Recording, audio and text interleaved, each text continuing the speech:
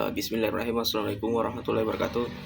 Mungkin saya akan menyampaikan terkait dengan beberapa penjelasan mengenai ontologi strukturalisme. Nah, ontologi itu adalah cabang filsafat yang membahas tentang apa yang sebenarnya ada. Ia tidak sekadar bertanya tentang nama atau bentuk suatu benda, tapi menggali lebih dalam hakikat atau inti dari keberadaan sesuatu. Misalnya, ketika kita melihat sebuah kursi, ontologi tidak hanya bertanya kursi itu berbuat dari apa, tapi juga apa yang membuat kursi itu menjadi kursi, bukan benda lain. Dengan kata lain, ontologi mencoba memahami dasar dari semua yang ada, baik yang bisa kita lihat maupun yang tak terlihat seperti ide atau hubungan. Lalu, ada strukturalisme yang pendekatannya melihat dunia sebagai sebuah sistem yang terhubung. Menurut strukturalisme, tidak ada hal yang berdiri sendiri.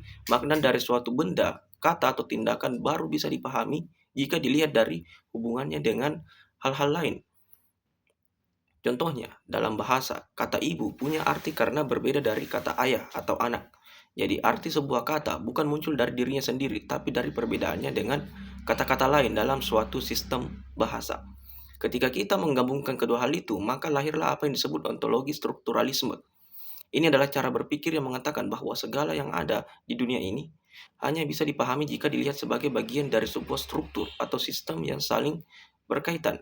Jadi sesuatu itu ada bukan karena ia berdiri sendiri, tapi karena ia punya tempat dalam suatu jaringan, makna, atau hubungan.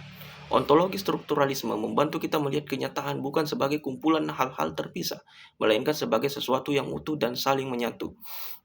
Jika ditambahkan kata universal, maka artinya adalah bahwa struktur yang menjadi dasar dari segala sesuatu itu berlaku untuk semua bidang dan tempat.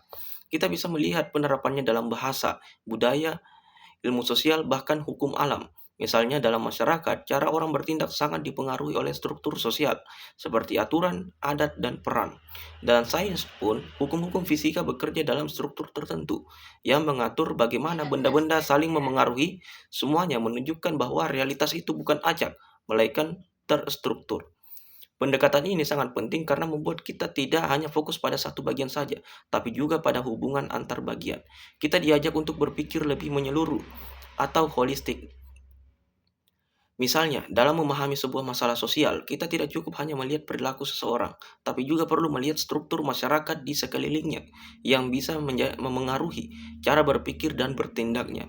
Inilah mengapa ontologi strukturalisme sangat berguna dalam ilmu pengetahuan, karena membuat cara pandang kita menjadi lebih dalam dan luas. Meskipun begitu, pendekatan ini juga punya tantangan karena sangat menekankan struktur.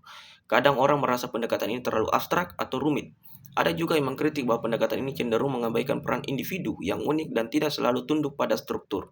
Namun terlepas dari kekurangannya, ontologi strukturalisme secara universal tetap menjadi cara berpikir yang sangat berpengaruh karena membuka mata kita bahwa di balik setiap hal yang tampak sederhana, sebenarnya ada hubungan dan sistem yang jauh lebih besar dan kompleks.